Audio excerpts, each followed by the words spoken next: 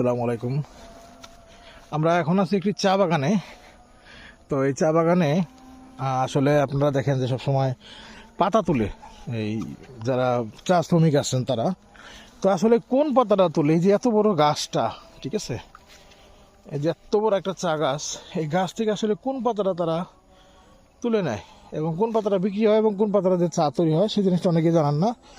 তাদের জন্য আজকে একটা জিনিস জানিয়ে দিচ্ছি, সেটা হচ্ছে এই যে দেখেন, এবং এই ডায়লগটার সাথে আপনারা অনেকেই হয়তো বা পরিচিত। আমি যে কথাটা এখন বলছি সেটি হচ্ছে দুটি পাতা একটি কুড়ি। এই যে এখানে দেখেন একটা, দুইটা পাতা এবং একটা কুড়ি। এই জিনিসটাকেই তারা মূলত তুলে নেয় জাস্ট এইভাবে, দেখেছেন? এবং এটা দিয়ে কিন্তু তৈরি হয় চা, যা আমরা খাই এবং আমরা যেটা পান করি, ঠিক আছে? এই সেই চা পাতা, এবং এটা দিয়ে ভর্তা বানালে অনেক মজার একটা ভর্তা হয়। ধন্যবাদ।